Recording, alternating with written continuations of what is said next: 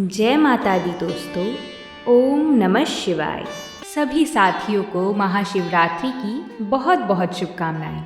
महाशिवरात्रि केवल एक पर्व नहीं बल्कि आत्मा और परमात्मा के मिलन की रात मानी जाती है। ये वही समय है जब पृथ्वी पर आध्यात्मिक ऊर्जा चरम पर होती है। मन, शरीर और आत्मा को शुद्ध करने का श्रेष्ठ अवसर मिलता है। शास्त्रों में कहा गया है कि इस रात्रि की गई पूजा हजारों जन्मों के पापों को शांत कर देती है और जीवन के दुख स्वतः शिव के चरणों में समर्पित हो जाते हैं।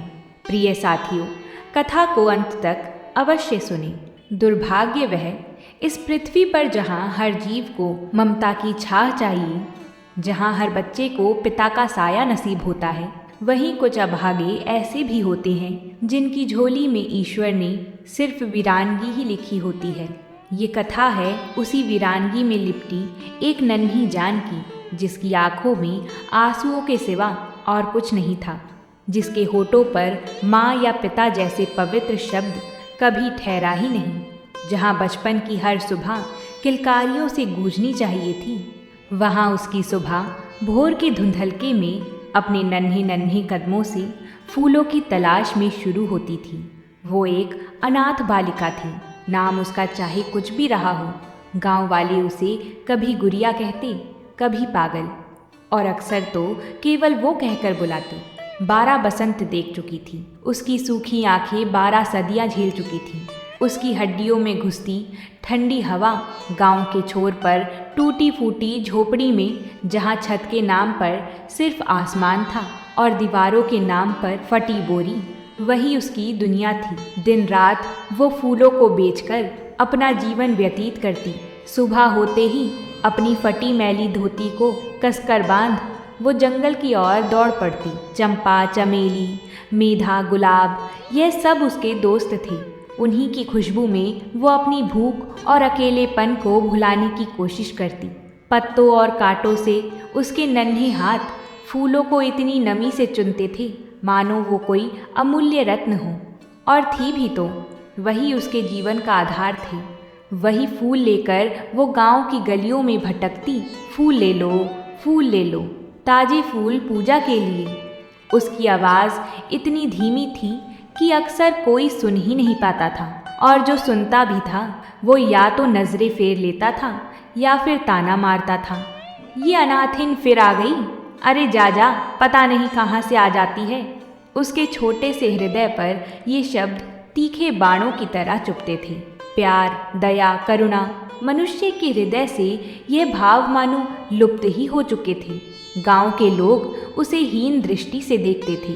कोई उससे बात नहीं करता था।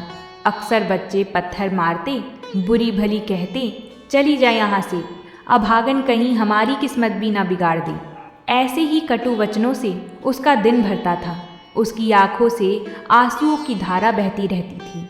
पर कौन था जो पूछने आता? कौन था जो पूछता, क्यों रो रही हो बिटिया? कोई नहीं उसकी दुनिया में, सिर्फ दर्द था। अकेली एक ही जगह थी जहाँ उसे थोड़ी शांति मिलती थी, जहाँ उसका दिल थोड़ा सुकून पाता था। गांव के प्राचीन शिव मंदिर में, उस मंदिर की देहरी पर उसकी आत्मा को एक अनकही सी शीतलता मिलती थी। वो वहाँ रोज फूल बेचने आती, पर मंदिर के भीतर से आती मंत्रों की ध्वनि और धूप दीप की सुगंध उसे एक अलग ही लोक में ले जाती थी। कभी किसी को माँ या पिता नहीं कह पाई थी। वो माँ शब्द उसके लिए सिर्फ एक अनकही वेदना थी, पिता एक अनजाना सा अंश हुआ एहसास। पर मंदिर में आकर शिवलिंग के सामने खड़े होकर वो अपने भोले बाबा से बात करती थी। उसकी आवाज़ में वो मासूमियत होती थी, वो पवित्रता होती थी जो दुनिया की कटुता ने छीन नहीं पाई थी। वो कांपते हाथों से टूटे शब्दों में शिव से कहती, बाबा आज ठंड बहुत है, या फिर बाबा आज कोई फूल नहीं बिका, भूख लगी है। वो उनसे शिकायत करती थी, उनसे प्रार्थना करती थी। उसकी झुकी हुई आंखें नहीं थीं, बल्कि शिव के सामने उसकी आंखें एक अजीब सी श्रद्धा और अधिकार से चमकती थीं, मानो वो जानती हो कि शिव उसके अपने हैं इस सब को अपनी दिव्य दृष्टि से कैलाश पर विराजमान देवाधिदेव महादेव और जगत भवानी पार्वती माता, जिनके हृदय में संपूर्ण सृष्टि की ममता समाई हुई है, उस नन्ही बालिका के दर्द को देखकर द्रवित हो उठी थीं। उनका हृदय बिलख रहा था। देखिए प्रभु, माता पार्वती ने महादेव से कहा। उनकी आंखों में आंसू थे। देखिए इस अभागी बच्ची को कैसे निष्ठुर है। यह मानव जाति एक नन्ही बालिका पर भी तरस नहीं आता। इन्हें उससे सिर्फ ताने और तिरस्कार ही मिलता है। कौन अपना है इसका? इस संसार में शिव कौन अपना है? महादेव अपनी शांत मुद्रा में आंखें बंद किए हुए थे, पर उनकी ललाट पर भी एक करुणा की लकीर उभर आई थी। वे जानते थे पार्वती का मातृ हृदय उस बालिका की पुकार पर व्याकुल हो उठा है। एक माँ भला अपनी बच्ची का दर्द कैसे सह सकती है? माता पार्वती उस बालिका को अपनी गोद में समेटना चाहती थीं, अपने आंचल में छिपा लेना चाहती थीं, उसके माथे को चूमकर उसके सारे कष्ट हर लेना चाहती थीं। आखिर माँ तो माँ होती है, और फिर वो तो जगत जननी है। महादेव ने मंद मंद मुस्कुराते हुए कहा, देवी, समय आ गया है कि इस जगत को प्रेम और करुणा का वास्तविक अर्थ समझ में आए। मनुष्य कठोर हो गया है, उसमें अब न दया शेष है न भाव। स्वार्थ और अहंकार के अंधकार में डूबे इन मनुष्यों को अब यह स्मरण कराना होगा कि हर जीव के भीतर परमात्मा का अंश है और हर जीव पर करुणा करना ही सच्चा धर्म है। पार्वती माता ने उस बालिका को देखा, जिसके फटे कपड़ों से शीत हवा सीधे उसके नन्हे बदन को चीर रही थी। उसके हाथ ठंड से काँप रहे थे, फिर भी उसकी आंखों में शिव के प्रति अटल विश्वास झलक रहा था। ये दृश्य माता पार्वती के हृदय को और भी व्यथित कर गया। उन्होंने मन ही मन संकल्प लिया, अब और नहीं, अब मेरी ये बेटियां और कष्ट नहीं सहेंगी। महाशिवरात्रि की वो रात थी। गांव में हर तरफ उत्सव का माहौल था। हर घर में दीपक जगमगा रहे थे।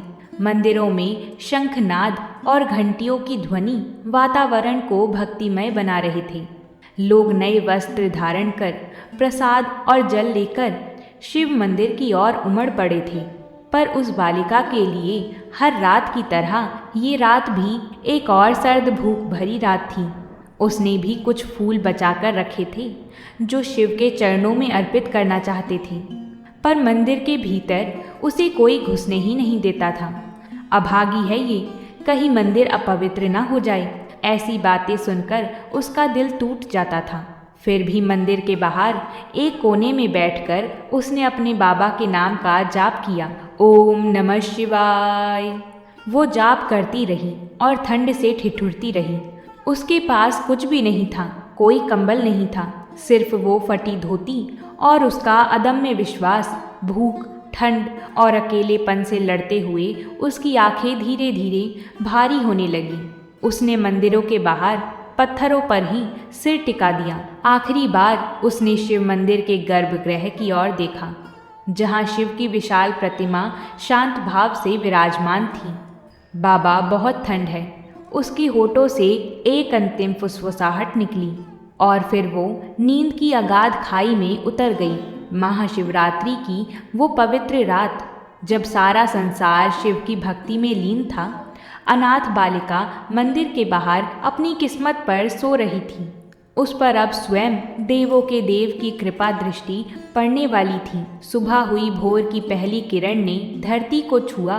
गांव के पुजारी पंडित दीनदयाल अपनी नित्य क्रिया के लिए मंदिर पहुँचे। उनकी आयु लगभग 60 वर्ष की थी। वर्षों से वह शिव की सेवा कर रहे थे। एक विनम्र और धार्मिक व्यक्ति थे, पर कभी कभी मानवीय दुर्बलता के कारण वह भी उस बालिका को मंदिर के भीतर आने से रोक देते थे, क्योंकि उन्हें भी गांव वालों के तानों का डर लगता था। मंदिर के द्वार खोलते ही उनकी नज़र मंदिर के बाहरी चबूतरे पर पड़ी, जहां एक छोटी सी आकृति लेटी हुई थी। अरे, यह अनाथ बालिका यहाँ कैसे सो गई? उनके मन में थोड़ी चिंता हुई। वह जैसे ही उसके पास पहुँचे, उनकी आंखें फटी की फटी रह गईं। उस बालिका के ऊपर किसी ने एक कोमल रेशमी शॉल डाल रखी थी और उस कंबल की गर्माहट से उसके चेहरे पर एक अजीब सी शांति थी। पुजारी जी ने इधर उधर देखा, ये शॉल कहाँ से आई? ये तो यहाँ किसी गांव वाले की नहीं लग रही। और फिर जब उनकी दृष्टि मंदिर के गर्भगृह की ओर गई तो वे अचंभित रह गए। शिवलिंग पर जहाँ वे रोज सुबह बेलपत्र और गंगा जल अर्पित करते थे, वहाँ किसी ने एक अद्भुत सुनहरे रंग का आंचल रखा था। एक ऐसा आंचल जिसकी चमक अलौकिक थी, जिसकी कोमलता दिव्य थी। यह आंचल तो किसी मनुष्य का नहीं हो सकता था।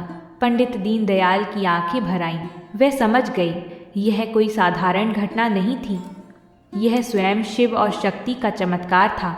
उस बालिका पर किसी मनुष्य ने नहीं, बल्कि स्वयं माता पार्वती ने अपना आंचल डाला था और महादेव ने उसे अपनी कृपा का आश्रय दिया था।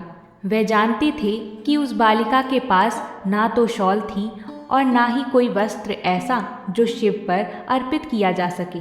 यह स्पष्ट संकेत था कि देवी ने उस अभागी पर अपनी ममता लुटा दी थी। जय हो भोलेनाथ, पंडित जी के मुख से अनायास ही निकल पड़ा। उनके रोंगटे खड़े हो गए थे। यह दृश्य इतना पवित्र, इतना मर्मिक था कि उनकी आंखों से अश्रुधारा बह निकली थी। गांव वाले धीरे धीरे मंदिर आने लगे। जब उन्होंने पंडित जी को उस बालिका के पास खड़ा देखा और फिर शिवलिंग पर उस दिव्य आंचल को देखा तो वह हतप्रभ रह गए। ये क्या हो गया? यह शॉल कहाँ से आई और शिवलिंग पर यह कैसा वस्त्र है? तरह तरह की बातें होने लगीं। पुजारी दीनदयाल ने गहरी सांस ली और बोले, हे ग्रामवासियों, आज हम सब ने एक बहुत बड़ी भूल की है। हम सब ने इस अनाथ बालिका को तिरस्कृत किया, उसे अपेक्षित किया। पर देखिए, हमारे भोलेनाथ और माता पार्वती ने इसे स्वीकार कर लिया। ये शॉल और ये आंचल यह किसी मनुष्य का नहीं है, यह स्वयं माता पार्वती की ममता और महादेव की करुणा का प्रतीक है। गांव वाले शांत हो गए। उनकी आंखें अब उस बालिका को एक अलग ही नज़र से देख रही थी। जो बच्ची कल तक अभागन थी, आज वह महादेव की लाडली बन गई थी। जो बच्ची कल तक तिरस्कृत थी, आज उस पर स्वयं माँ पार्वती का आशीर्वाद बरस रहा था। कुछ पल के लिए सभी की आत्माएं अपने कठोर हृदय पर वह लज्जित महसूस कर रही थी। उन्होंने देखा कि उस बालिका के चेहरे पर अब भी नींद की शांति थी, बल्कि एक दिव्य सुरक्षा का एहसास था। पुजारी ने उस बालिका को उठाया, उसे प्यार से जगाया। बिटिया, उठ जा मेरी बिटिया, आज से तू अनाथ नहीं है, आज से तू भोले बाबा की लाडली है और माँ पार्वती की बेटी। बालिका ने अपनी आंखें खोली। उसने पंडित जी को देखा, गांव वालों को देखा। उसकी छोटी सी दुनिया में इतना प्यार, इतनी नमी उसने कभी महसूस नहीं की थी। उसे कुछ समझ नहीं आया, पर उसके हृदय में एक अजीब सी खुशी और सुरक्षा का भाव उमड़ पड़ा। गांव वालों की कठोरता, उनकी उदासीनता अब पिघलने लगी थी। जो लोग कल तक उसे भगा देते थे, आज वही उसकी ओर श्रद्धा से देख रहे थे। पंडित दीनदयाल ने उस बालिका को अपने साथ ले लिया। उन्होंने उसे अपना लिया जैसे वो उनकी अपनी बेटी हो। उन्होंने उसे गंगा नाम दिया, क्योंकि वो निर्मल थी, पवित्र थी और महादेव की कृपा से जीवन पाई थी। गंगा अब रोज मंदिर जाती, पर अब उसे कोई रोकता नहीं था। वो फूलों की माला बनाती और स्वयं अपने हाथों से शिव और माता पार्वती को अर्पित करती।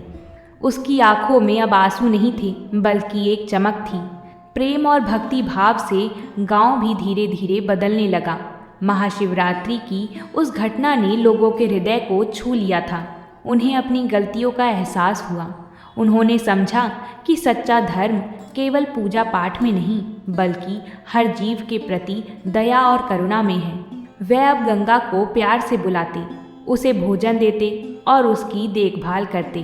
गंगा का जीवन, जो कभी निराशा के अंधकार में डूबा था, अब आशा और प्रेम के प्रकाश से जगमगा रहा था। पंडित जी के सानिध्य में उसने शास्त्रों का ज्ञान प्राप्त किया और स्वयं एक परम भक्त बन गई। वो आजीवन शिव और माता पार्वती की सेवा में लगी रही। उसकी जीवन यात्रा ने सिद्ध किया कि इस पृथ्वी पर कोई भी अनाथ नहीं है, क्योंकि उसके ऊपर जगत जननी माँ पार्वती और महादेव का आशीर्वाद है और उनका आंचल हर बच्चे के लिए हमेशा साथ है। गंगा ने कभी अपनी उस रात को नहीं भूला जब उसने महादेव से कहा था, बाबा आज ठंड बहुत है। वो जानती थी कि उसके बाबा ने उसकी पुकार सुनी थी। उसकी कथा ने युगों युगों तक यह संदेश दिया कि ईश्वर कभी किसी को अकेला नहीं छोड़ते, विशेषकर उन्हें जिन्हें मानव समाज ने अकेला छोड़ दिया हो। प्रिय साथियों, इसी के साथ महाशिवरात्रि की यह पावन व्रत कथा यहाँ पूर्ण होती है। हम सभी माता भगवती और भगवान शिव के चरणों में प्रार्थना करते हैं कि उनकी दिव्य कृपा सदा आप सभी पर बनी रहे। हर हर महादेव। जय माँ भवानी।